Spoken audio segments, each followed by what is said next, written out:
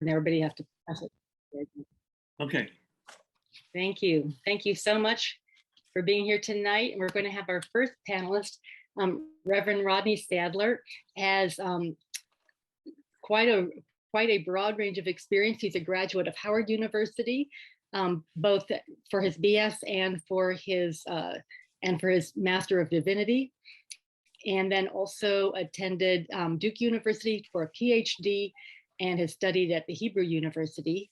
He served as an editor and both as a managing editor and a contributing editor. He's been a writer, an associate pastor, teaching, just a really wide range. So I will be popping his bio, a link to his bio in the chat so that people can read more about his experience without spending so much time listening to me when we want to listen to him. One of the most important things that attracted my attention was that he's been helping to provide resources for the Moral Mondays marches. And I'm very excited to have him speaking with us here today. Reverend Rodney Saddler, can you take it from here? Thank you so very much. Appreciate it, Betty. Thank you for the invitation to come and speak. Of course, it's always great to be again with Chuck, to be with Mike, to be with this good group of folks that have done such great work on thinking about single payer as a way forward for us all as Americans. It is an honor to be with you today. As I get started, I want to say, hey, this is rare for me, because whenever I speak with Rabbi Judy and with Imam editor, I'm always second. It's always Judaism, Christianity, then Islam. So I'm feeling a little bit out of sorts tonight, being asked to go first. But it's great to be here with these two beautiful, wonderful colleagues who have done such great work in interfaith spaces on issues of justice, who really do know their various traditions so very well. I'm honored to be with these great experts and these great people of wisdom conveying the heart of their faith traditions. Let me start off by saying that I want to apologize in part because one of the things that you'll probably hear if you listen to each of us, we all come from what we say are different faith traditions, but in essence, we worship the same God. So we're basically saying the same message with three different modes of idiom. We're conveying much the same core set of beliefs as we talk about this. Our faiths are very much interdependent, and they have a common core theme and thesis to it. If I were to begin thinking about Christianity in relationship to the larger notion of where do we stand on healthcare, I might start off as early as the Genesis chapter 1 concern of us being created in the image of God, that there's something distinct and special about us as human beings, wrestling with this larger notion that if I look at Genesis chapter 9, verse 6, that we are as human beings deemed particularly special because of this being made B'Tselem Elohim, in this image of God. It gives us a special space in God's heart in the midst of humanity, in the midst of creation. Once we were created, God said that the world was very good. So there's a part of just the essence of human beings that makes us special and makes us worthy of being cared for. Throughout the Hebrew Bible, we have the notion of shalom, which we hear used all the time. We think about shalom, we usually think about peace, as in peace and no war, or peace and quiet. But shalom really does have that larger sense of being made whole, in this sense of wholeness. So there's a fundamental core concern in the heart of the Abrahamic faiths, shalom, salam, of this notion of being whole and being made whole as individuals. If I were looking at further on into the text, I'd realize that people are larger prophetic figures, from Abraham, who heals the people of Egypt and the people of Abimelech from diseases, from Moses, who heals the people with this golden serpent, from Elisha, who heals people who have leprosy, and this notion of healing runs throughout the biblical text as a key concern that God provides. God is a God that cares for people, and God is concerned that we are all well and whole. In the Christian Testament, we see a good follow-up on the Hebrew Bible. We see this notion that throughout the New Testament, throughout the Gospels in particular, evidence of God's presence is made evident in the healing of people who are sick, people who are sick with a blindness or healed to see, deafness or be able to hear, those who are possessed by demons are released from those demons, leprosy or cleansed. I mean, there's a constant stream of these notions of Jesus being involved in acts and miracles of healing. And this shows God's power, but it doesn't just show God's power, it also shows God's concern. God's concern is that we are well, that we are whole, that we are able to function in the larger world. Even after Jesus's death and resurrection, we see that this notion of healing continues with the disciples. Peter, whose shadow is supposed to heal people who it passes over. Paul, who talks about if anyone's sick, let them come and pray about it. This notion of healing becomes a dominant theme and thesis throughout the New Testament. If I were to think about one passage in particular, though, I might think about that passage in Matthew chapter 25, verses 31 through 46. You all may have heard about this before. This larger passage talks about at the end of days, people coming before God's throne and God making judgment. And God's judgment, in part it says, I was hungry, you fed me. I was sick, I was hungry, you fed me. I was thirsty, you gave me something to drink. I was a stranger, you welcomed me. I was naked and you clothed me. I was sick, you took care of me. And I was imprisoned and you took care of me. In essence, we see that sickness and being made well is part of this larger paradigm. That in essence, part of God's will is that we care for those who are sick, that we care for those who are less than whole physically, that we work to make them well. If I think about this, there are a number of points I'd want to make about this passage. The first thing I'd say is that this lifts up the notion of healing as an imperative for people of faith. Number two, I'd say that it's a consequential thing. If you're not involved in healing, it says that those who will gain access to heaven, gain access to the other life, are those who cared for those who were sick. So a Christian imperative with a significant consequence associated with it. And then finally, I'd say a theological level, the notion that that what we do to those who were sick is what we do to God's self. Let that resonate. The notion of our concern for those who are sick being made well is a theological concern that says the way that we treat the sick is in essence the way that we treat God. So if I were to utilize that as a framing narrative, I could probably do a sermon off that, but I don't want to do that now because I don't have a whole lot of time and I'm a Baptist, so we usually take a lot of time. If we look at this notion, we could see that there is a fundamental impulse from the larger Christian perspective towards the notion of healthcare in general. And when I think about the way that healthcare plays itself out, I think about the notion of Medicare for all. And why does this seem to resonate so well? In part, this notion of healthcare for all, Medicare for all resonates with the larger Christian theme, I think, because number one, it represents a universal mode of providing healthcare. Everyone can have access. Everyone is able to be provided with access to healthcare through this means. Number two, it controls costs which are often prohibitive to some. In our own society, we see the division between the haves and the have-nots, with the have-nots increasingly growing. This provides a mode of equalization for humanity where everyone has access. Number three, it's paid for by the state. It's a single payer kind of system, which means that we don't have to worry about those who can't afford to gain access. Number four, it is a mode of removing profit, the profit motive from a healthcare system. And that seems to resonate well with the larger paradigm that we see in Scripture that does not show people being charged to be made whole, but people freely receiving wholeness from from God in this way. And then the final reason I'd say that it's significant, this mode is significant, is it's a proven system. It works well with Medicare. We've seen the way that it works well with Medicare in the US, and we've seen systems that are single payer that have worked well around the world. So this seems to work well. For all of these reasons, I'd say that if I'm thinking about from a Christian perspective, theologically based reason, Medicare for all seems to be most closely aligned to a system that would demonstrate what the reign of God would suggest we should have.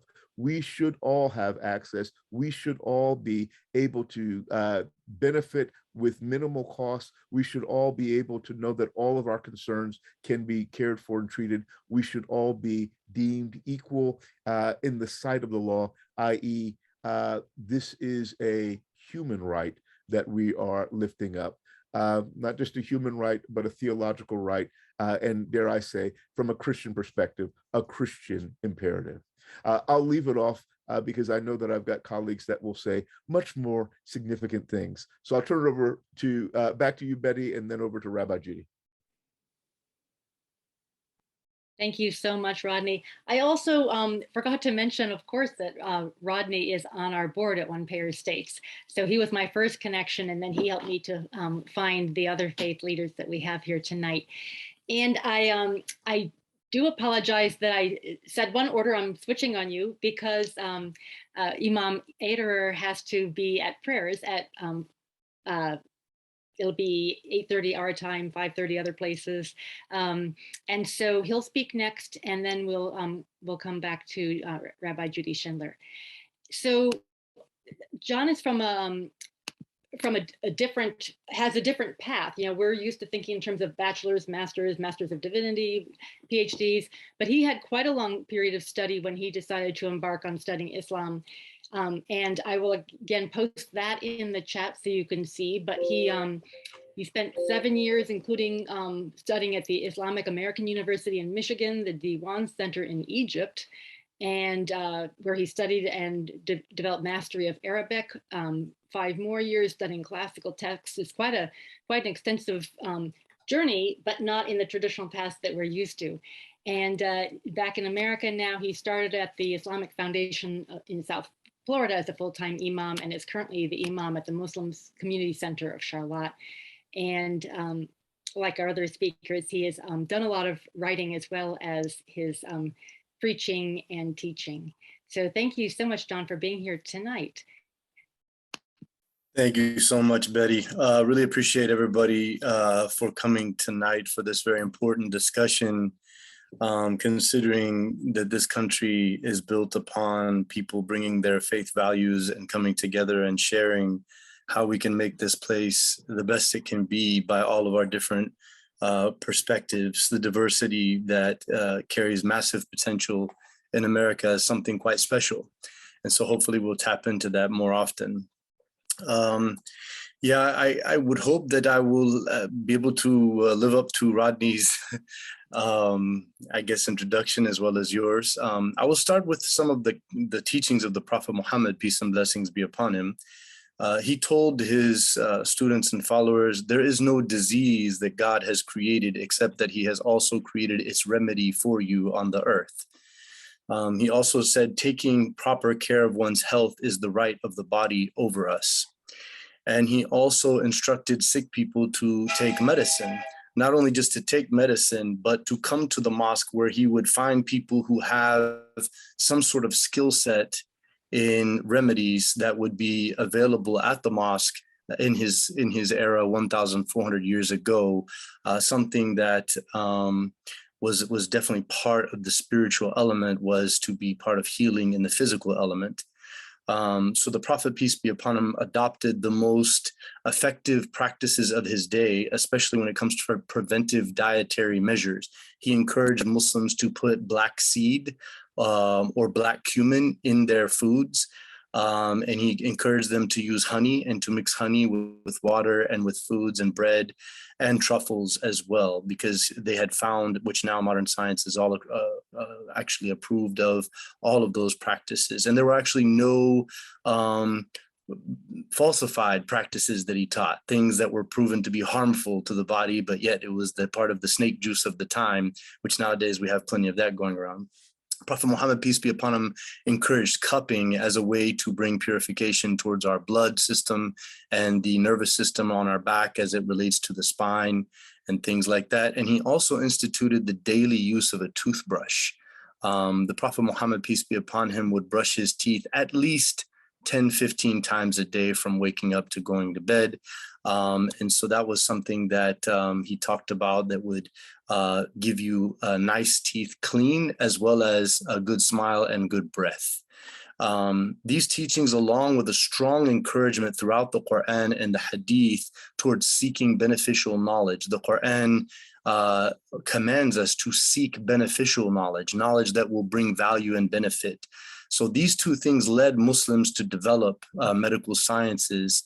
This took what was available in the world to a whole nother level. And what we see when we look at the caliphate, the actual theocracy of Islam, contrary to what the white supremacist teaching has taught us, and misrepresented and mischaracterized in favor of the European greatness model, that in fact Muslims did innovate and grow and develop all what was available from Greek and Roman and Indian and Persian literature, and to grow them. And so, as a matter of fact, you can go ahead and look this up, because it's going to be hard to swallow considering 21 years of post 9/11 indoctrination.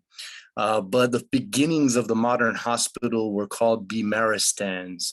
Bimaristans, which means the place to serve the ill people, were instituted in the caliphate by theocratic decree. And the earliest documented hospitals established by Islamic rulers was in the 9th century Common Era, so 872 in Baghdad. And that was done by the advisor of health to the Caliph Harun Rashid, the Abbasid Caliph. And so we see the same thing in Egypt and Damascus within that 100 years. We see other Bimaristans developing by Ahmad ibn Taloun, who was the Abbasid governor of Egypt in that same 9th century time period. When we look at these Bimaristans, where did they come from and how were they developed and what was their value? They were financed by the revenues of the waqf, the endowments that were developed by the state wealth, as well as by wealthy, generous donors who would put money into perpetual endowments that would pay for the maintenance and running costs of hospitals, and sometimes would supply a stipend to even the patients upon dismissal, considering the time that they've left their trade and their ability to make money. Part of the state budget also went towards the maintenance of the hospital. The services of hospitals were to be free. Individual physicians might charge fees if they came to your home, but if you came to the hospital, it was always free. And then the notion of excellence in what we do, if you do anything, that you must perfect it and you must grow and develop it. These are statements of Prophet Muhammad, peace be upon him. So clinical training at bedside in a hospital, whether as an apprentice or through formal instruction, was a crucial part of medical learning for a substantial number of formally trained physicians. And the medical writings of the 12th century, such as the Encyclopedia by al-Majusi, there was frequent encouragement of students to acquire clinical training by those who had perfected their skills. Islam sees healthcare as a human right. There's no question about that. Bimaristan served all people, anyone who came in there, whether you were dark-skinned, light-skinned, male, female, Christian, Muslim, Jew, Hindu, Buddhist, whatever. If you were part of the Islamic Caliphate citizenship, if you were coming through as a trader, it made no difference. And when you were sick, you were to be treated and no one was to be turned away. And that was a decree of the Caliph, the theocratic ruler.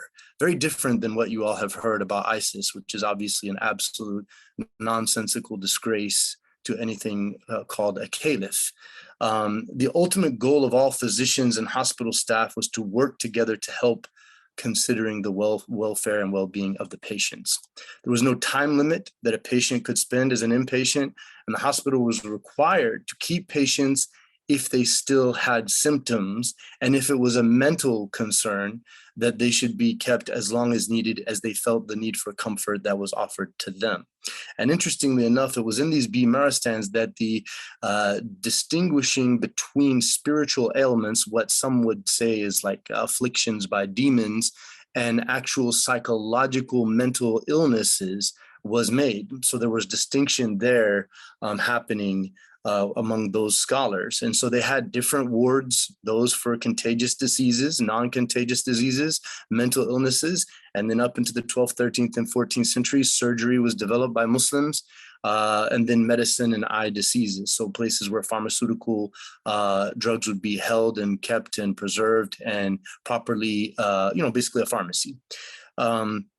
So the economic model of Islamic texts actually calls for government oversight and regulation towards injustice or corruption that would happen in any major institution or even any economic institution of society. But at the same time, Islam does call for a free market, which the value of one's services and goods decides the pricing and your income, meaning kind of what you would say, because obviously the Prophet Muhammad, peace be upon him, in the Quran was long before there was anything in the world known as the philosophies of capitalism or socialism. But basically what we find in the Islamic texts and the practices of the government and the hospitals and the doctors as it relates to the economical value of these things was a kind of a mixture between those two. But the people who would be paid for their specific contribution, and they would be paid by the state and the endowments, not by the actual patients. Muslims who excelled in taking what was used to be called alchemy into the science we now call chemistry, those were Muslims who actually made that transference where a lot of hocus pocus became very quantified equations of how these chemicals function and react and interact.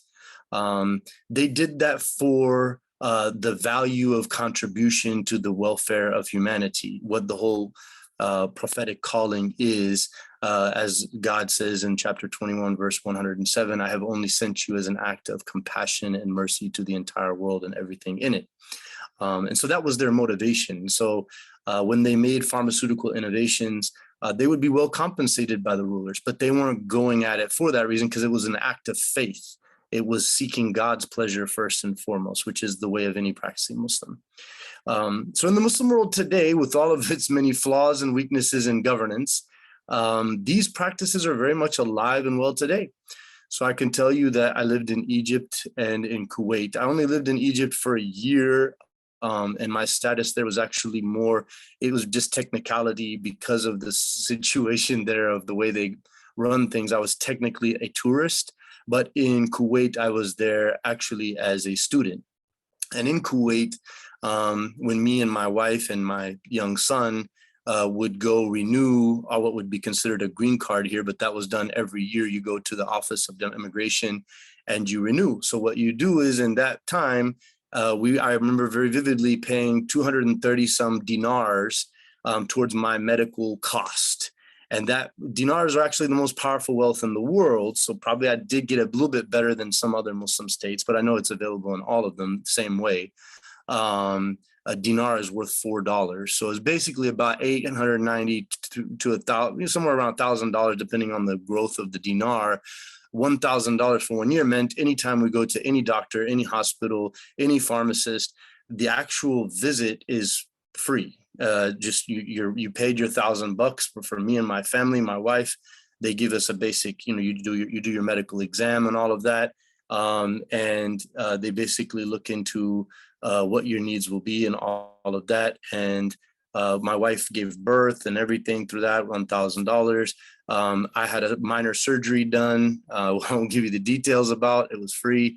Every time you get any prescription, no matter what the prescription is, you pay for a stamp, which is 1 dinar, $4.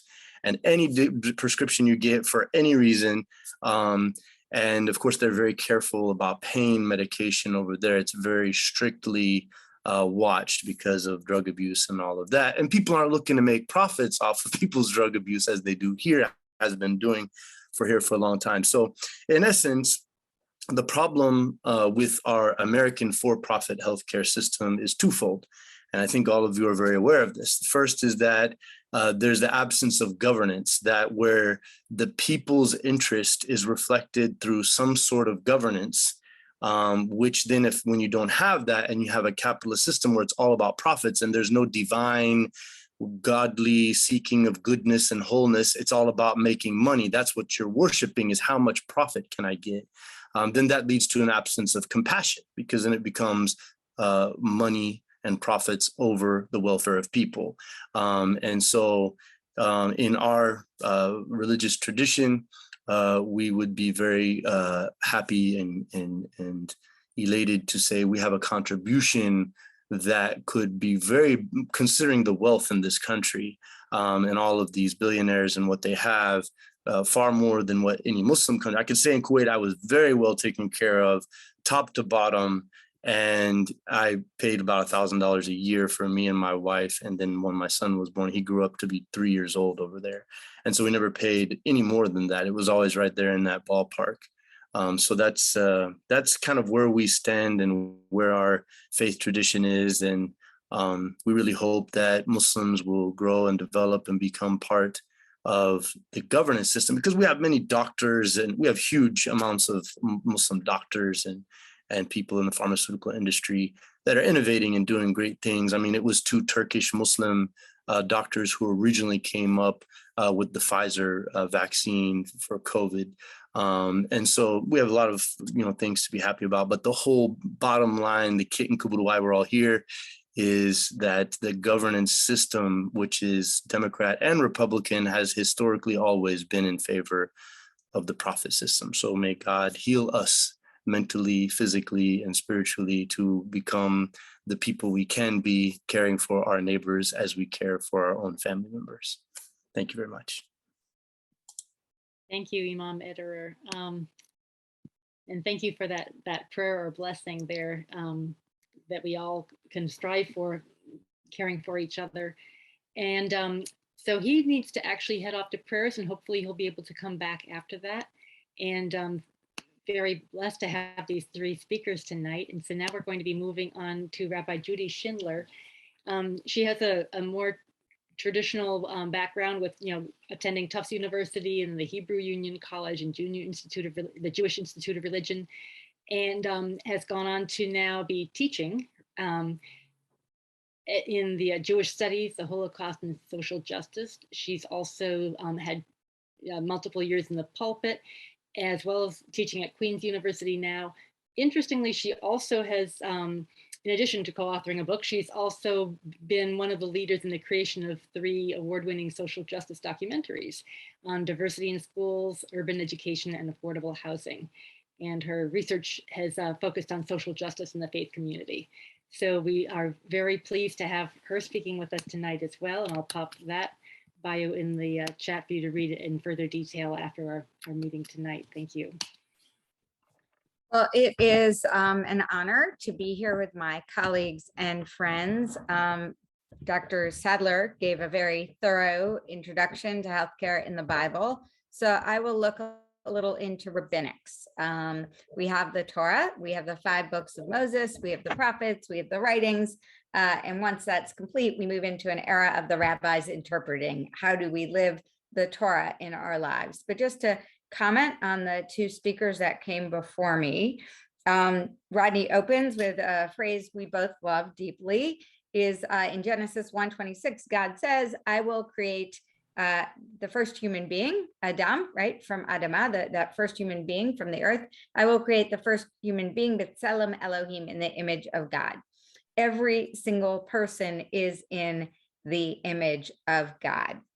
And having been a congregational rabbi for 21 years, having sat in hospital rooms, I can see sometimes people who are struggling financially. They're not getting the health care they need, and they are dying more quickly. Sometimes you can see them dying before your eyes before a cancer is even diagnosed. So you can see the inequities right before your eyes, and everyone is created with that inherent equality, simply because we are all created in the image of God.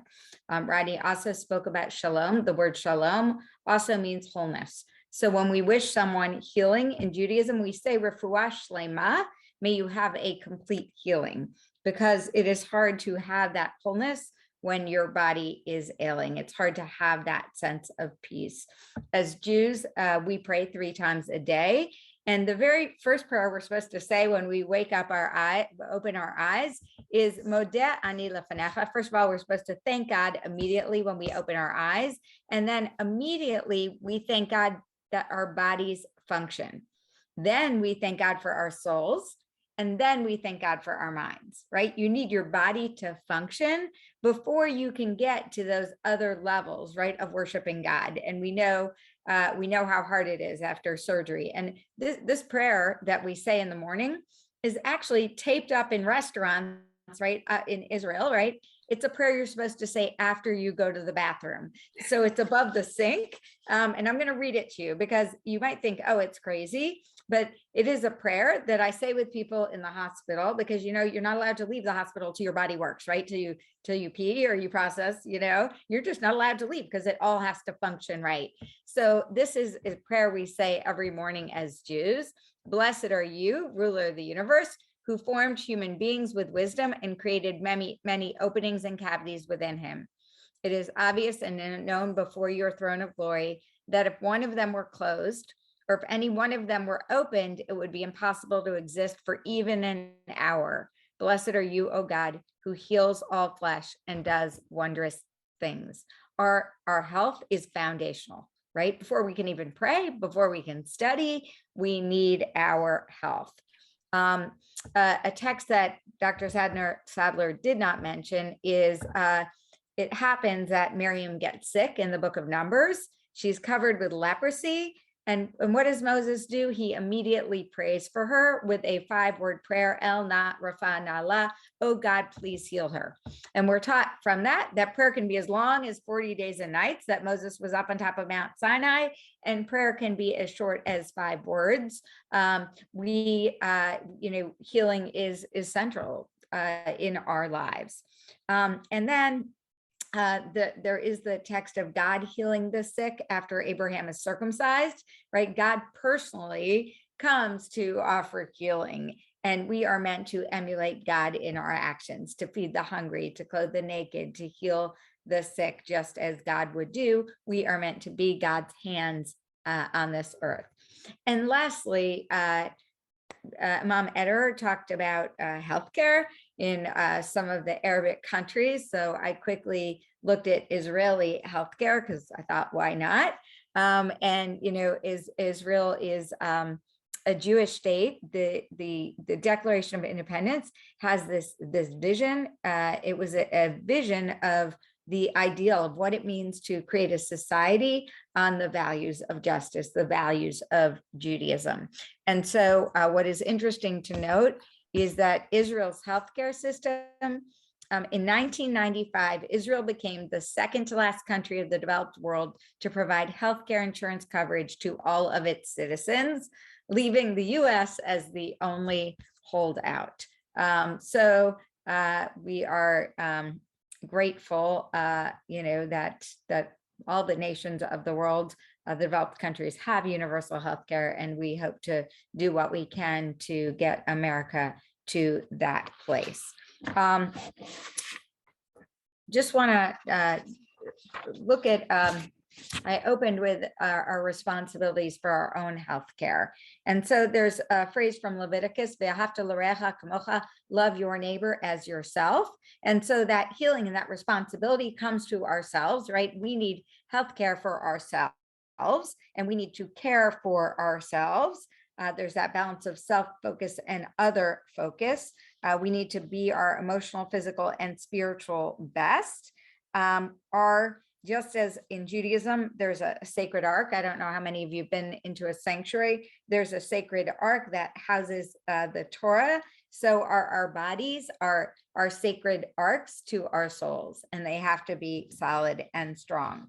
So there's the part of taking care of ourselves, and then there is a responsibility to take care of others in Judaism.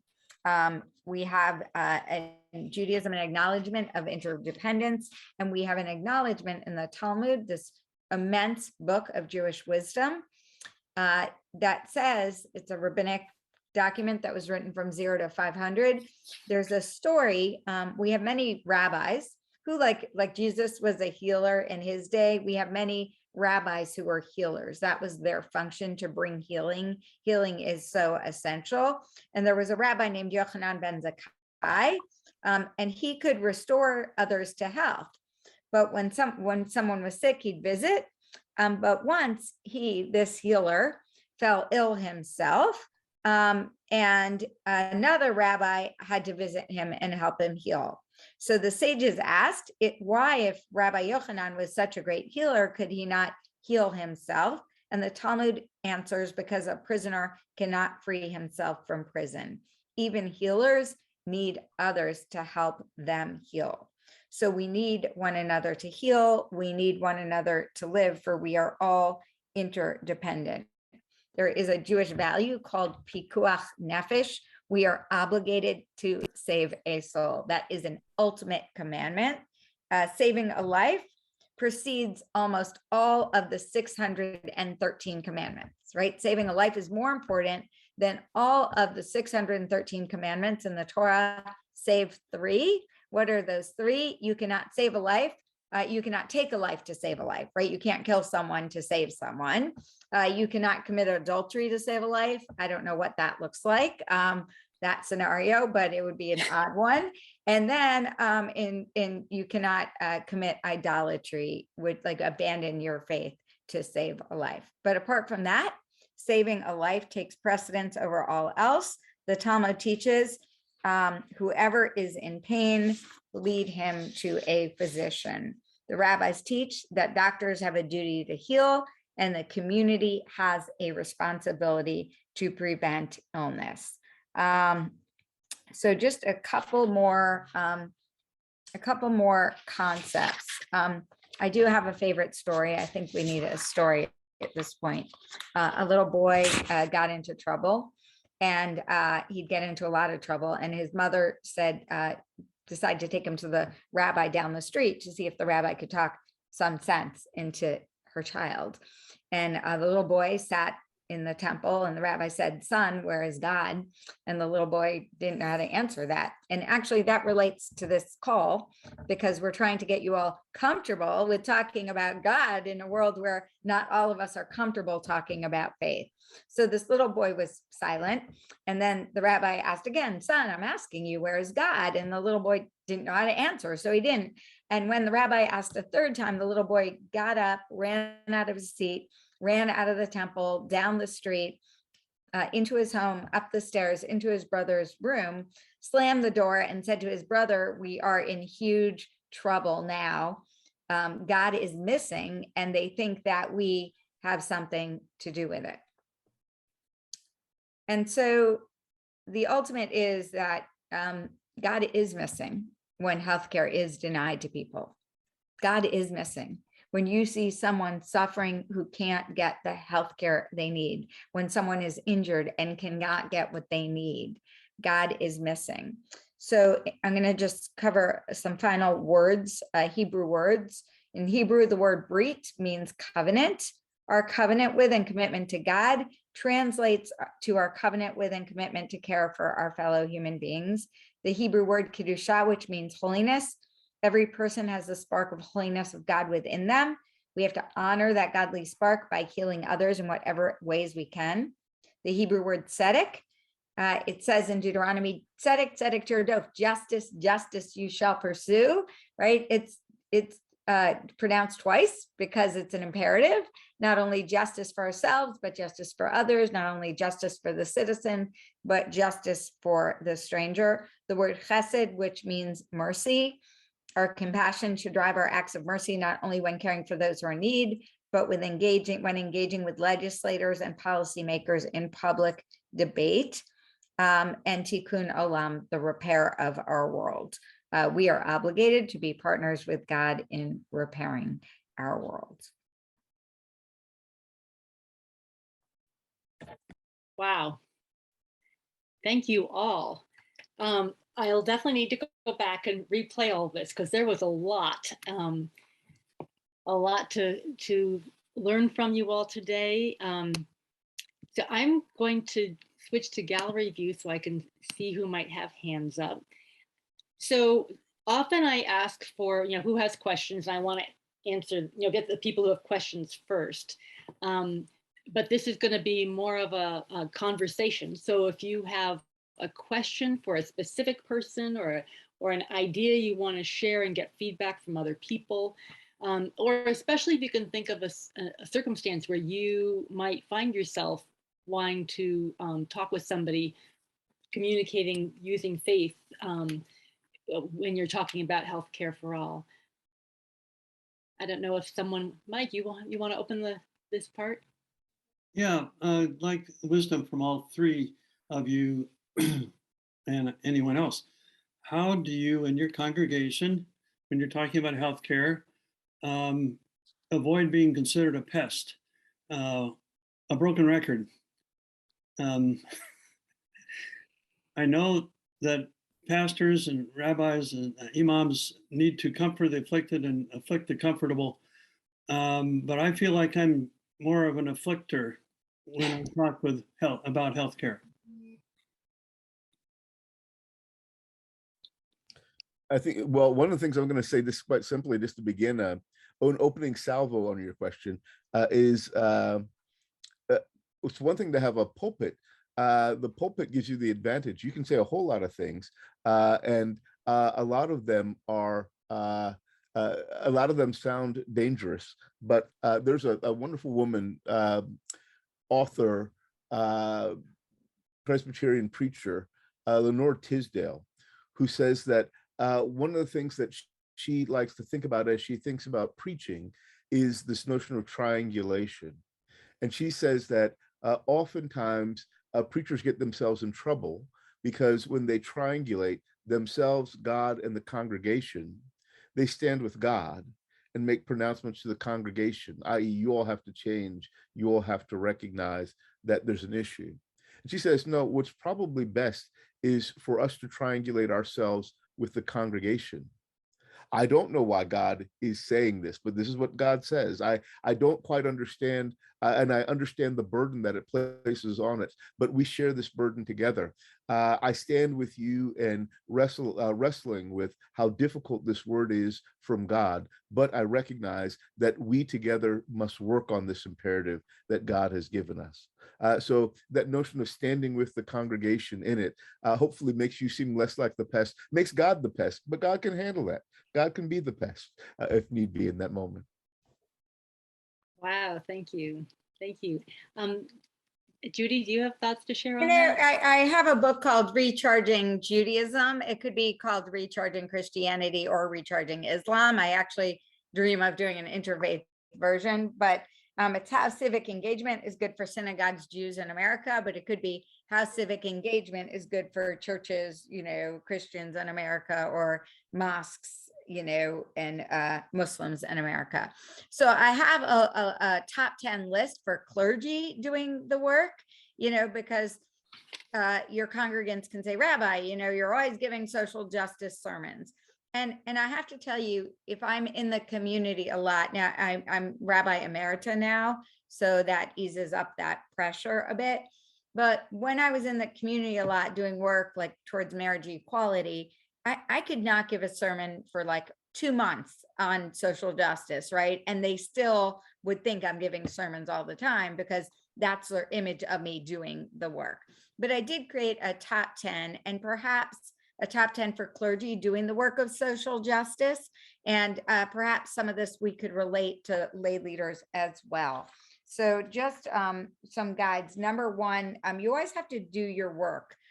Make sure you understand why the issue is grounded in your faith. If you're doing it as part of a congregation, like understand the teachings of it. And the history of your congregation and the history of your movement, right? You're not just doing this as random, radical Judy, right? You're doing this because this is what the congregation has historically done. This is what the movement says, and this is what the religion says.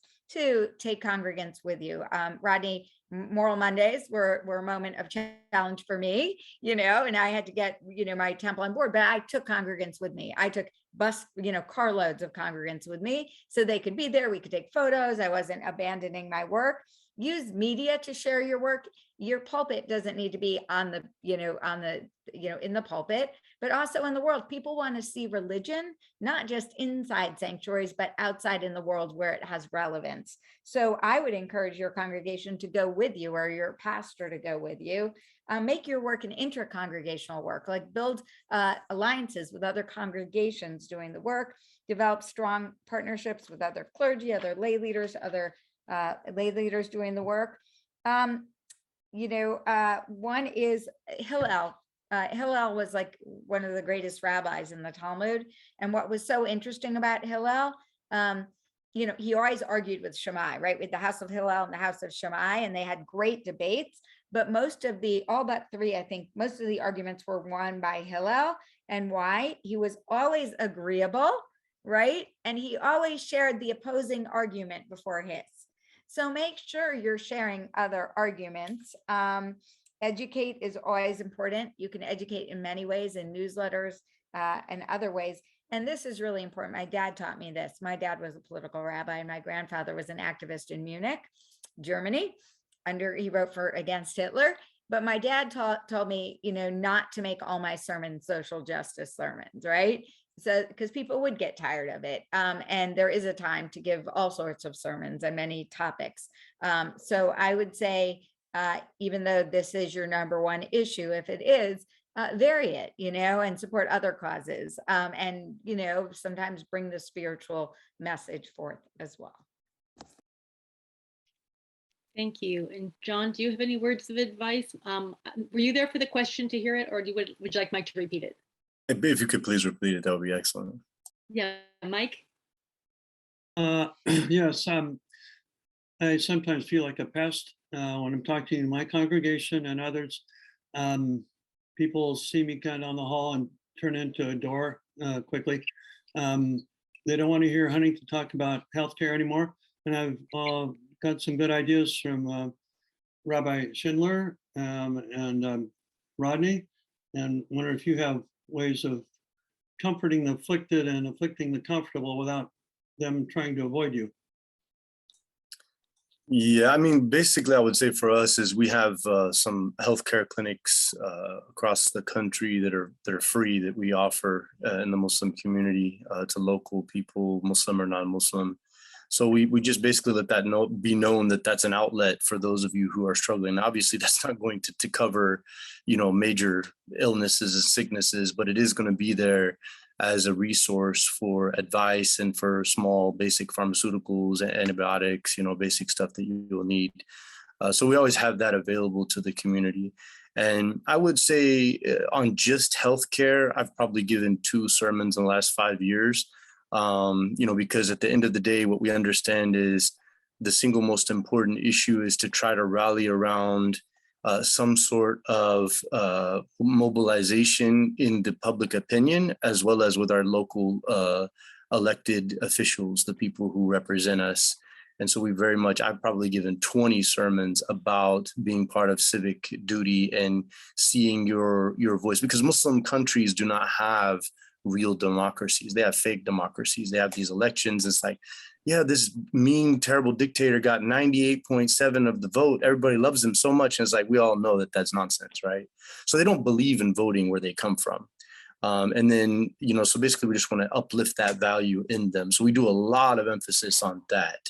And so really when it comes to healthcare, we want to say, take care. We're very big on preventive healthcare. Which isn't helping people who are struggling. That the Prophet Muhammad talks exercising, learning how to swim, wrestling amongst men was very common, taking long walks, racing people on foot and on horse and on camel. These all took place as a normal daily regimen of the Arab society under the Prophet Muhammad, peace be upon him. Eating, actually, Prophet, peace be upon him, probably ate meat twice a week, maybe. He ate very, simple meals, oils and breads and, whatever vegetables and fruits were available. We kind of emphasize those things a lot to try to make sure that people don't end up in problems, because the way our kind of holistic system is that the more people end up in the system, the more money is made. So preventive healthcare. I mean, I've met so many Muslim doctors that say they have to kind of not let it be known that they're going out of their way to really push for health care patients at hospitals, that here's what you should eat, here's what you should do, because they don't give any really focus on nutrition in medical school. Like, you get one class and that's it. And that's really the source of all of our problems. What you eat is what happens to you. I mean, the presence of cancer long before the modern form of industrialized quick fix food, and then all the chemicals we put into everything with no FDA approval and no real oversight to all that stuff. Long story short, we try to take it as a big picture thing, and we know we're not going to change policy. We're hoping that the beautiful folks like yourselves, we can join hands and maybe one day get a 10 million person march on DC and say, look, we're going to change this thing, or you guys aren't going anywhere. This is what we're going to do, kill 10 million people. At some point, we're going to have to make a stand that's just not going to be the way it's been, this constant, vote blue, no matter who, and all this stuff. I'm not sure that's working for anybody or ever did. Thank you. Thank you, John. So we have, Jan has a question, and then I've had a question sent to me in the chat. If you are feeling uncomfortable asking a question yourself, you are welcome to send it as a direct message to me, and I can read that aloud. But we'll take Jan's now, and then I'll read another one of the questions. And all three of you have been wonderful and very informative. And of course, I'm going to poke the healthcare bear right now for each of you, please. I recently read that both in Judaism and Islam, the religions pretty much say to keep the life of the woman before saving the child. And my question is, first, is that accurate? Is it also, Reverend, the same in your religion? And secondly, Rabbi, I'm a little confused. You can't take a life to save a life. And how would that compare with a woman who has, either saved the mom or the child is taking a life? So if you could clarify that for me with Judaism as well, I'd appreciate it. Yeah, I have to pull the verse.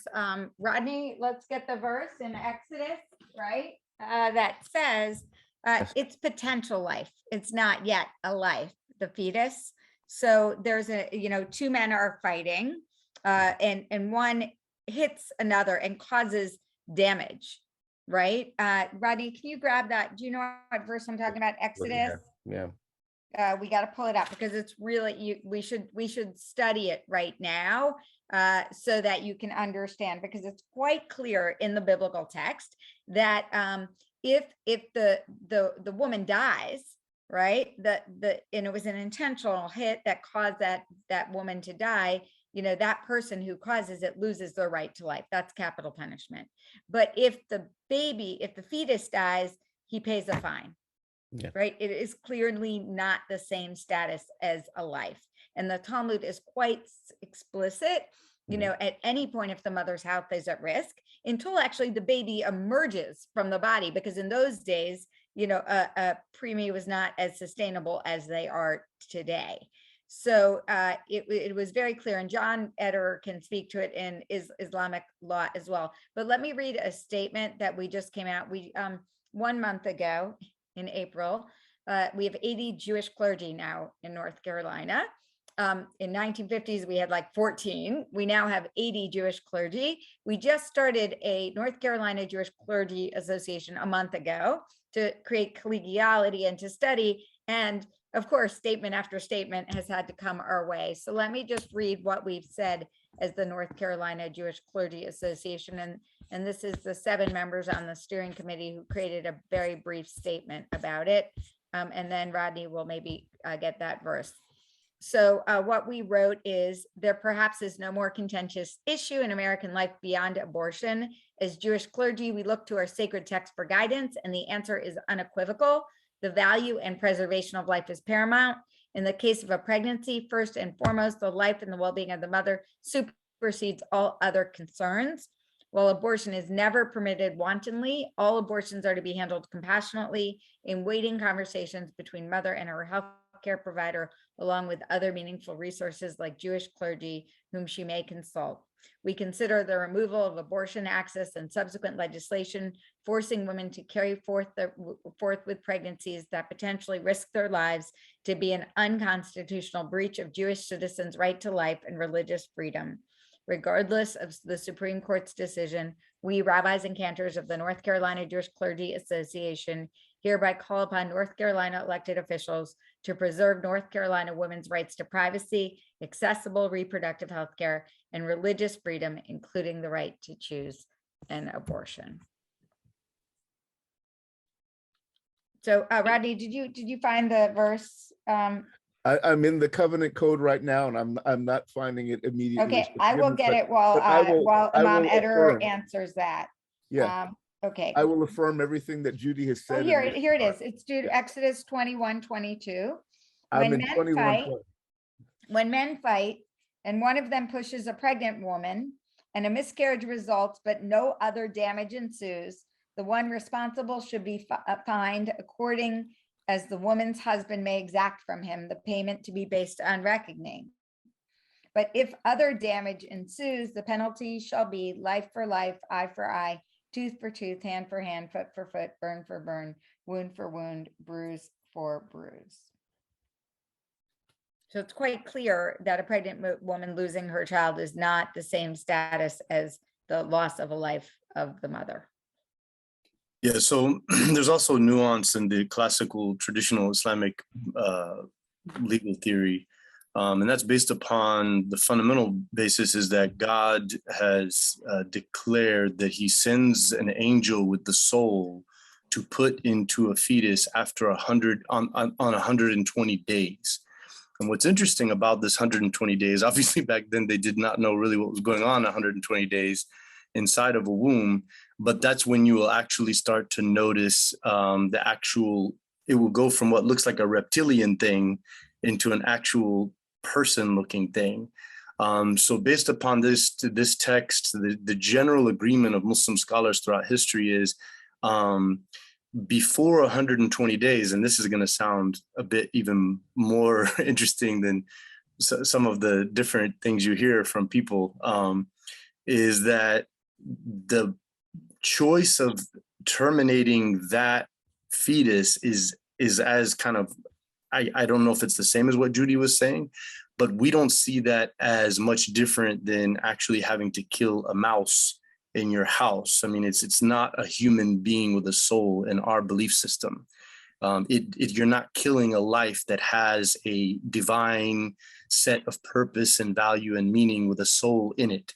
So if there is a reason other than the fear of poverty, which God has decreed through zakat, the system of alms and charity and governance, that there will always be family and so forth to take care of the financial needs. God will decree wealth for someone that needs it. But if it's for planning because whether it be rape or whether it be, even if it be just that you feel like this is not the right time in your life situation, that whole basic modern discussion has been there in Islamic law since, 13 centuries ago, that it would be disliked so as to not create a normalcy, but it would not be sinful if you have a reasonable justification. Like, okay, we're going to be moving across to a whole nother country or land, and we're supposed to be carrying a child with us throughout that process. This can become serious problems, right? So that's where kind of, they talked about that. And so after 120 days, if it's a threat to the mother's life, then it's always acceptable. Why? Because there's a principle in Islamic legal theory called certainty cannot be removed by doubt. The mother's life is certain. She's alive. We see her. She's real. She has experience. She has family. That which is in her stomach is a hopeful, but yet doubtful future. We don't know. So if her life is proven to be threatened by that small child, then that can be terminated even after that. And so in this case, it would be considered the just treatment of the mother, and nobody would be a criminal. Now, if somebody caused a pregnancy termination after the 120 days, we have the exact same ruling. It's actually 1/10 of the price of murdering a live. If after that child is born out of the womb, if somebody killed it, then it's either 100 camels or death as a capital punishment, or the family can forgive in benevolence. But before that, it's only 10 camels, basically, is the price. So the way we look at it here within the secular, obviously in a Muslim society, we follow Islamic law, and that's how, if you don't like Islamic law, you should, and you felt like, in Islamic law, actually, there's a nuance here that a lot of people don't pay attention to. So we are prohibited from drinking alcohol. That's law. It is prohibited to buy or sell or drink alcohol in Islamic law. But in a caliphate, when Christians and Jews drank alcohol, they were not prohibited. They were only warned that if you're selling of alcohol or your behavior causes harm to Muslims, then you can be prosecuted. But other than that, you're free to, within your own homes, buy and sell amongst each other and drink.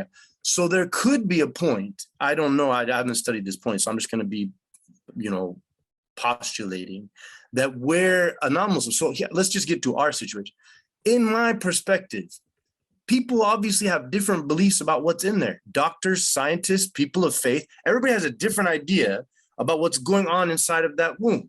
It's not an American legal and cultural understanding for me to push my beliefs on someone else and say, we need a law that fits my religious tradition.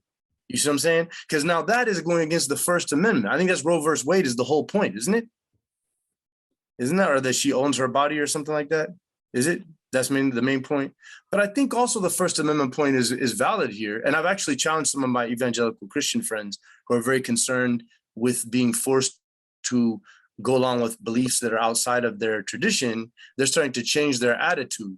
And I'm saying, so if now people can say, okay, we can push your religious narrative on others, then what about somebody doesn't believe in religion and they want to get rid of prayers in school, or they want, you to force your family to have to marry, or, as a pastor, he's going to have to marry these two men that you don't agree they should be married in your religious tradition.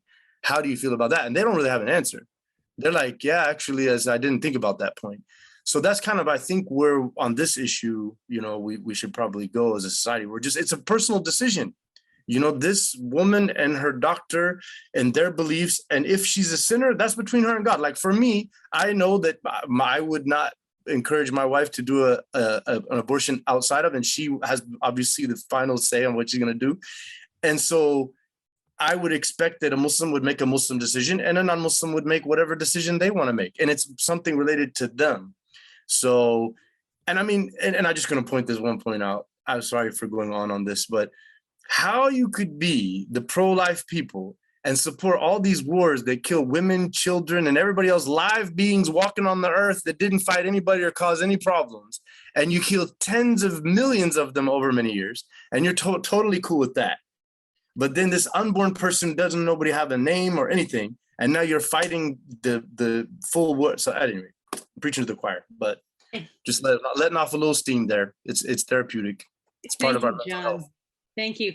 That's very helpful to hear all those perspectives, because as we are trying to carry on conversations with people of faith, we will often have that question. We'll often have I have already had many times that question. And so I did want to share another question that I also get that somebody put in the chat as a direct message. Church people often say that they do not want to get into politics. How should we deal with that objection?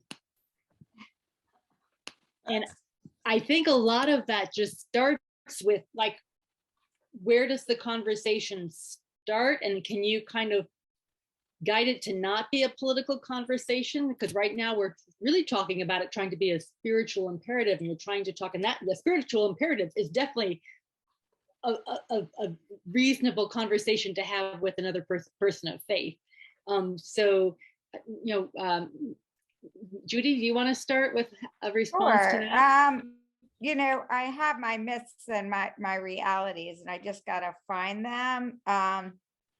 So when you come to your temple, right, and you say, or your church, and you say, we want to work on healthcare, or we want to work on, as a church, on environmental issues, right? They're going to come up with 4 complaints. Okay.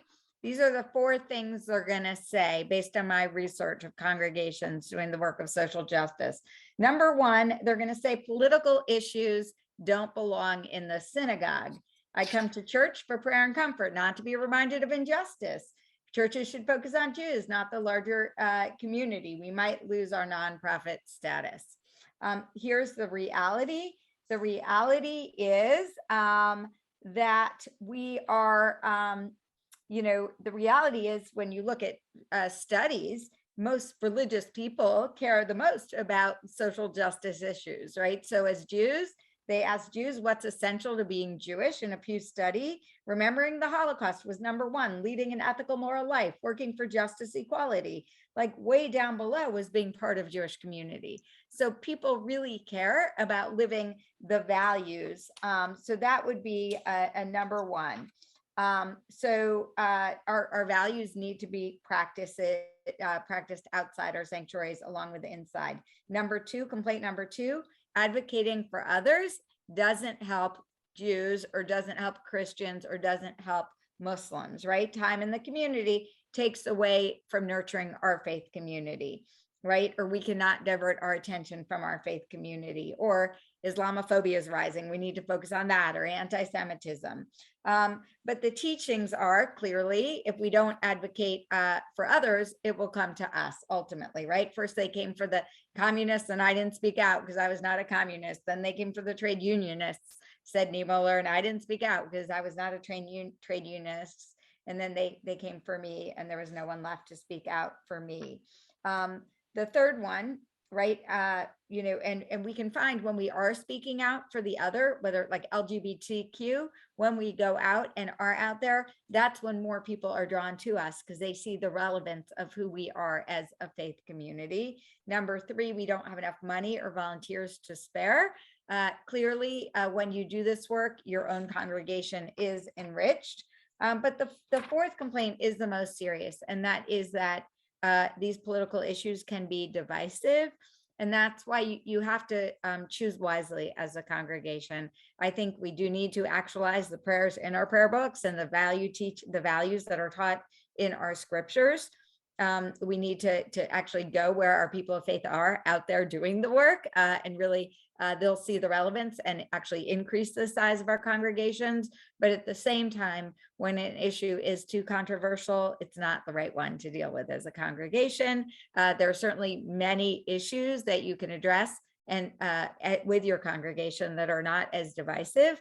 And you can certainly find many other people out there doing the work with whom to build power on those controversial issues. Thank you. So I see a couple people, both by direct messages and into everyone, are asking me, hey, we didn't hear from Rodney Saddler on women's reproductive choice. so I will back up there because there's a hot demand to hear your perspective on that. What and then would you Rodney can move on to say? the other question. Okay, well, I'd love to get to the other question too. So let me start off by saying I've always been anti-abortion. I am anti-abortion in stance. I don't think I don't like abortion. I don't think it's good. I would prefer that we didn't have it. I think abortion is problematic because I do believe it's a human life that is created, that is ended. As a person that was born of teenage parents, I recognize in a very real way that this could have been my fate early on, to have been aborted. That said, I am very definitively pro-choice. And I don't find there to be a antithetical relationship between these ideas. These are not mutually exclusive, i.e. a woman has the right to choose to do with her body what she needs to do. A woman should have the ability and be encouraged by others to bring about what she needs for her own body. And when we think about this notion of Roe versus Wade, the ability of a human being to have control over their body and not have the state or anyone else make a determination what happens, that has an impact on slavery. That has an impact on other issues as well that are quite grand. So I've always thought, as a Christian person, if I stand against abortion, my choice should not be to say that I'm going to forbid, for my own personal reasons, another person from having access to a medical treatment that could save their life. That's not the way to do it. If I stand against abortion, then I should be making sure that women have an access to adequate health care, because some instances it might be that women don't have access to the health care that they need. If I stand against abortion, I should be making sure that mothers that have children coming into this world have access to all the things that they need to support and sustain a child. In England, you get a percentage of resources from the government to support your children as a mother. That seems to be something that would make sense in our own context. If I stand against abortion, then I should make other alternatives possible, so that if a woman does bring a child into this world and wants an alternative, it is adoption is a possibility. Adoption of Black children and brown children, others that aren't as readily desired as blonde-haired, blue-eyed children. There should be a way. So if you want to work against abortion, then work for a more just world. Work for a world in which people have alternatives and options, and never establish a situation in which you are blaming a woman who has made a choice that has been difficult for her, no doubt, that has been painful, and that she's had to make for her own reasons. So that's what I'd say from my own perspective. From a Christian perspective, I'd say that the fundamental concern is that there is no issue in the Bible, save that one text in Exodus chapter 21 that Judy just lifted up, that really deals with this. So it's not a biblical concern. I think Catholics might say that the Didache brings up this as a concern. That's a post-biblical text, I have to be honest. It's a post-biblical text that occurs at a later point in time. And we need to be sure that we're not utilizing the opinion of someone who's speaking in a non-canonical text to stand alongside of the scripture to determine what is and what is not acceptable. That being said, again, people have the right to mediate their own faith traditions as they will. But I would say that based upon the biblical foundations of the Christian faith, there should be no prohibition for abortion as a medical alternative for women in society. I think that makes, I think I would stand by that statement no matter where I said it, though I'd probably like to spend a lot of time in exegesis before I made that statement official. I hope I've begun to answer that question. I don't know if that was an easy answer or a clear answer, but hopefully it was some answer. On the second question about the notion of politics, going back to that same passage I just lifted up from Matthew chapter 25, verses 31 through 46. Jesus said, I was hungry and you fed me, i.e. he was saying that part of our work needs to be dealing with poverty abatement. I was thirsty and you gave me something to drink, clean, potable water. That sounds like something that we deal with and we call environmental justice issue. I was a stranger and you welcomed me. Well, I think that's something that we need to think about when we think about immigration issues and the concern of people that come across our borders and not locking them in cages and not taking their children away from them. I was naked and you covered me. Now, granted, that sounds, nakedness in community sounds like social vulnerability. People who have their voting rights impinged, people who have their rights to life and equality impinged upon, are those who are naked in our society who need to be covered. I was sick and you cared for me. That's why we talked about earlier the demand for Medicare for all. I was in prison and you cared for me. That sounds like prison reform. In essence, so much of what Jesus talks about is core to the heart of his faith. So much of what Jesus in that passage based access to heaven and hell on has to do with what we would call political issues in our own context.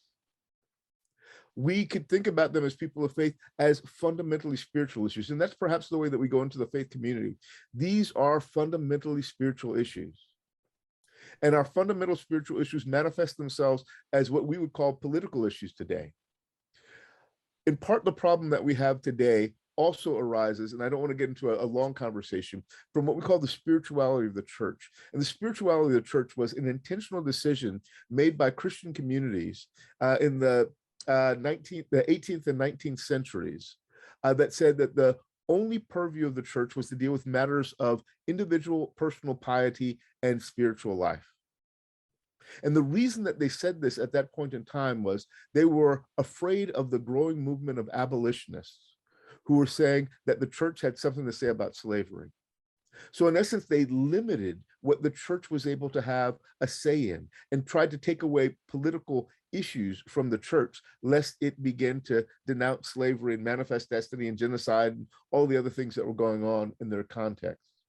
The unfortunate thing is that the spirituality of the church continues to infuse our politics today in such ways as when we bring up these issues, people say this is not the concern of the church.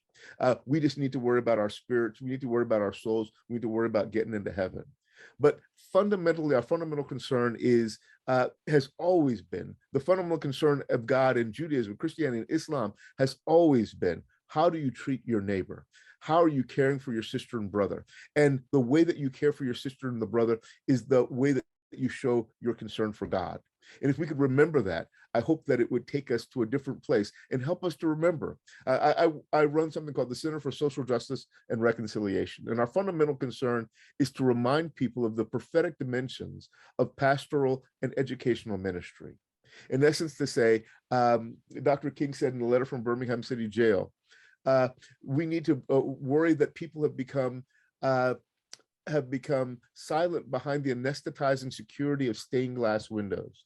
Our faith has been relegated to sanctuaries. Our faith has been relegated to us and those like us within the four walls of our congregations. No, if we believe fully that the earth is the Lord's and the fullness thereof, that God has something to say about it all, then we as people of faith have a responsibility to proclaim God's alternative to what we see in this world in the public square, and to draw people, not by trying to say, we're trying to limit what you can do and what you can't do, but no, we see a greater vision of what we can achieve by working together and by seeing this larger vision of what God is about. Amen, brother. I just want to give one quick comment. In our community, we have this as well, and I just try to train people to see that the word politics and the way it's used is intentionally divisive, and divide and conquer is a classic governance methodology. And we see it very clear with red and blue in this country. So I try to tell people, look, exactly as Rodney is saying, it's a matter of the values. Like what are we trying to do and why? Where does that fit in scripture? What is the benefit and the value being attained by people? How is that serving God's work? And so we can see the certain tokenizing slogans and things that are emphasized in what I see as puppeteering by keeping everybody either all blue or all red, and then looking when it comes to healthcare, when it comes to military industrial complex, when it comes to all of the oil and gas and coal and pharmaceutical, all those things, you see red and blue are very much lockstep because of who is pulling the strings. So I just try to remind them that we need to look at what's in the best interest of people and then take that decision. And, it turns out that most of the rhetoric that we fit with is in the Democratic Party, but we don't not seeing much execution on that. So it's just about, taking it to the values, saying leave the word politics. Say we're Muslims, we're neighbors, we're citizens. What's best for ourselves and the country around us? How do we make this a better place? How do we become agents of goodness in the world, as Rodney pointed out? Thank you so much. So it's 9:22. Judy Rice has a question, and I had two other questions from the chat. Oh, Judy's saying it's okay to pass. The plan here was that we would take a break until 9:30, and then we would come back and do small groups for anybody who wants to come back and actually practice having some samples of conversation you might have, like role playing. Then we could come back then. Do people want to answer these other two questions? Well, are our three speakers able to come back at 9:30 if we took a 10-minute break right now? Are John and Rodney and Judy, are you available to come back at 9:30 to answer a couple more questions, or do you want to just like answer them now and be done? Am I muted? Nobody's answering. No. It might be, yeah, if we could answer them now. I think I've enjoyed listening to my colleagues bounce back and forth on these. So if we can keep this going, I'd love it. It's an amazing conversation. It's great. Okay, so let me, Judy, do you want to ask your question, or do you want me to ask the other ones? It's more kind of a statement. Okay. Because one, we're trying to decide, basically it's a religious issue that the Supreme Court should have nothing to do with, because we're all really, it's deciding when the fetus has a soul. The question really should be, why is any woman pregnant who doesn't want to be? That's a societal question we can work on the answer. Whether she's emotionally looking for love or whatever, all sorts of dynamic issues. And frankly, as an infertile person, I understand the full spectrum. And I would love that we fully understood fertility, so that a girl would know that she's fertile myrtle or she's not, and she can make life choices along that spectrum and know what to do. And frankly, I'm a little angry that this is all about women, because she wouldn't be pregnant without a man. So I think that they should bear the responsibility. And by taking away a woman's free will, she's less than a human being again. And that's ultimately, we're actually denying her sainthood. If she wants to carry a baby to term and forego chemo, that's her choice. If we say she has to carry the baby anyway, she has no choice. She's not a saint. She's just doing what the law tells her to do. We have to give her back her freedom and her agency. Mm-hmm. And a lot of this stuff is, I also see some of the tension as a male thing, because men have to be, it's give or take. Women make stone soup. The guys are arguing about the last meat on the bone, and we're putting the bone and putting in the water, getting the food and feeding the blinking village while they're arguing about the damn bone. And I would say, in my feminist revision of the New Testament, most of the space in the New Testament goes to the people who don't get it. And most of the stuff is to men, because swords into plowshares, spears into pruning hooks. Women are supposed to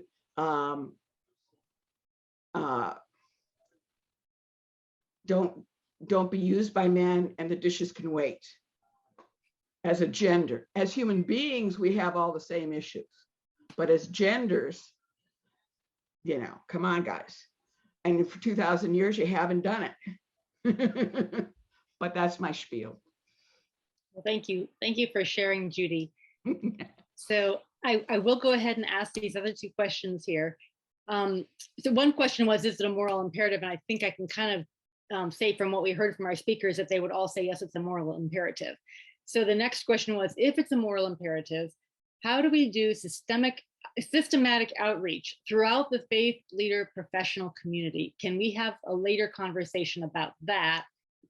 and I'll read the other question too, and you can kind of answer whichever way works for you. But can you speak to the urgency of mobilizing the social justice values in faith communities at a time when religious nationalism of the extreme right presents such a real and present danger to what remains of our fragile democracy? What does this look like without alarming people into a state of paralysis, accentuating hope above fear? So that's a lot. But how do we, I personally have a question of, here I am in Vermont, and I can talk to a few faith leaders around here, but it feels like there needs to be these conversations in other parts of the country more urgently than here. And I don't know how to make those connections to start those conversations. Like, why would they answer the phone or answer my email? You know, I don't know. Rodney. I don't know that I'm doing justice to this, and I'm sure I've missed a great portion of this question. So forgive me for going in a slightly different direction as I even start here. But one of the things I want to say is that two things, and I think I've mentioned some of these things as concerns before. I think that we need to begin to think about, how do we go to faith communities and bring them a challenge? And meet them where they are. So meet them at their national conventions for the American Baptist, the PCUSA, the Reformed Jewish community. Go to them with these as issues and concerns. Another thing I'd say is we have to stop thinking of our own issue in a siloed way. So Medicare for All has a role to play with voting rights, has a role to play with education reform, has a role to play. And I think if we can combine some of our issues with these other concerns, these other larger issues, not only will we find allies who are thinking in a similar way, but we'll be working collectively towards the kind of world that we'd like to see. And I think it might be that a faith leader hearing, not just trying to wrap his mind around the notion of Medicare for all, but around what makes for a more just society. And how would this expression help manifest something for justice in terms of healthcare? That might be it might set it in a context in which it is more readily transmissible to the congregation and more readily considered in terms of denominational and congregational polity.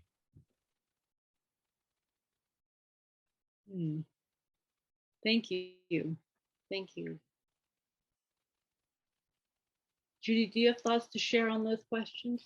You know, there are religious movements that have national arms that are doing the work. My reform movement does. So it's called the Religious Action Center, RAC.org.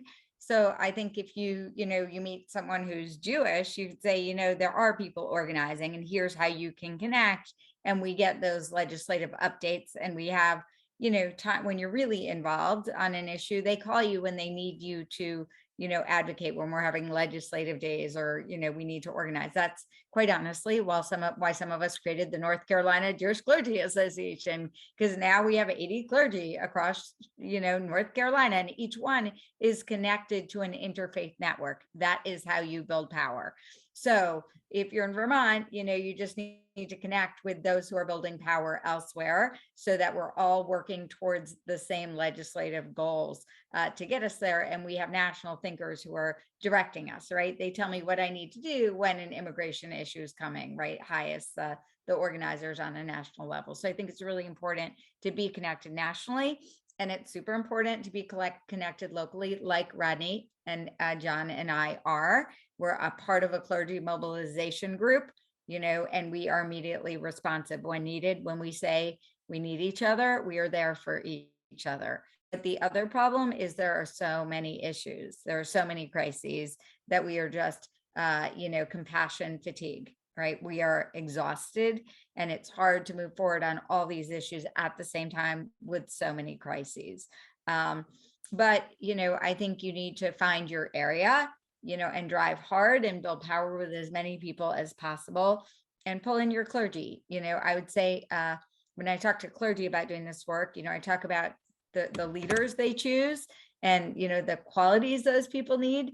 But when you've chosen your leaders, when they tell me I'm needed at county commission or city hall or wherever, they give me the talking points and I totally trust them. So like build trust with your clergy person so that they know, you know, you can say, I need you, Father so-and-so, and they know, you know, that you're going to give them the talking points and you're going to be trustworthy, right? That those are thought out and solid and strong. Wow. Okay, that's some concrete advice. Thank you. It's great to see the three of you putting in action what we're asking questions about. That's great. John, can you share on those questions? Yeah, And I it's think long enough you need me to repeat them again, actually. no, I had a different kind of angle to Okay. this, to what I heard. It was a pretty long question with a lot of deep insight and thoughts and concerns. Yeah. So I've been building relationships with evangelical pastors that there's this whole movement with the emergence of Trump that a lot of evangelicals who are very hardline about abortion, about, you know, religious freedom and whatever, but they do see the light on certain issues. So I've actually been in conversations with pretty prominent figures that when you talk about immigration, by talking about the people's lives and the data and the facts, not as a political issue, but just dig down into the Jesus way, as they call it, you know, and you just say, okay, how does Jesus feel about these people's lives, right? So when you talk about healthcare, if you just simply explain the whole middleman technique of hoarding wealth, there's this group of people who are involved in if you went just straight from, okay, the hospital, the care providers and the medicines, and then the government regulating, making sure that everything is being ethical and making reports on that. If you do that, it will put down all the costs. It will be so much easier, take out all kinds of red tape, and it will make it so much better for everybody, right? It's these people in the middle that are, I mean, there was a group of, I guess it's a Instagram, you know, where they went and they had this bill that said $9,000 for your visit to the hospital for whatever reason. And then the guy came back and said, watch this. He went on Instagram. It was TikTok. He went on TikTok. He said, watch this. He went in there and he said, I would like an itemized breakdown of my $9,000 bill. And I want every aspect of it.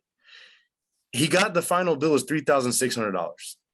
He just simply went up there and did that because they can't do it. They cannot give you a reasonable, there is this price gouging that now we're seeing in the gas station, but for healthcare, it's always been there, right? Where there's just these people that are just taking all our money because it's a business we created, right? It's capitalism, but you can't use the word capitalism. You can't use the word socialism. You can't use these words. You can't use Medicare for all. You can't say one payer. You don't use these words because they've been programmed with these words. You use words like, this is the person. Here's what happens when we look at the facts of how it works. Here's the methodology. Here's what would happen if we took that. Here's how it affects people's lives.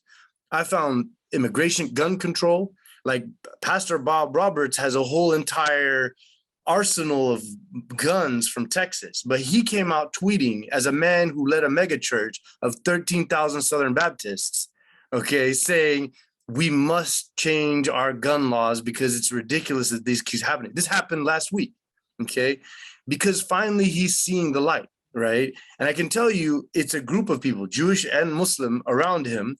And he's seeing it not just from a Texas Republican Southern Baptist, he's seeing it from a neighbor of people who care about each other, who want to know, and they're not coming from the angle of politics.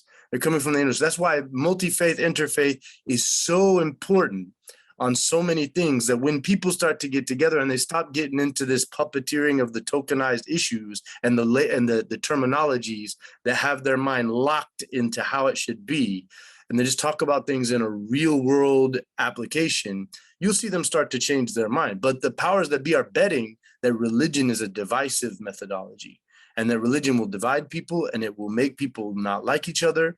And so that's where I feel like, you know, interfaith and multi-faith work is so important, because it brings people together in a light that they can genuinely learn from each other, because the term politics, as this whole discussion was started, is meant to divide people. So that's my 2 cents on that one. Actually, I hate to say this, but I do have to run in 3 minutes because I got to be somewhere in 5 minutes. Okay. Well, this is later than we had said. I had said 9:15. So thank you all for your presence, for your wisdom. Thank you so much. Mike, I see you have your hand up. Were you going to ask a question? Did you want to grab John before he rolls out? Just a thing that the congregations can do for their faith leaders, their imams, their rabbis, and their ministers, is to pass resolutions supporting universal health care, either at the church level or conference level. Then the senior minister for each of those groups can go to the legislature and say, we support this bill because it will bring universal health care. It's just one other way to attack this problem. I wonder if there's a way also that, and again, Judy lifted up this idea quite perfectly, of being led by the activist community. The activist community is leading, we're partnering with them, of letting people know, look, National Council of Churches, the national denominational bodies, we are organizing people to have a event, a sit-in, a conversation, a letter writing campaign. We want to invite you to bring your people to participate. If that level of trust is built up, you might be able to mobilize considerable numbers of people across the country to deal with some of these issues. Right now, I'm thinking about gun control. If we can get together to organize faith communities across the country to deal with gun control, at this point in time, we might have considerable progress. Thank you. Thank you so much. Okay, so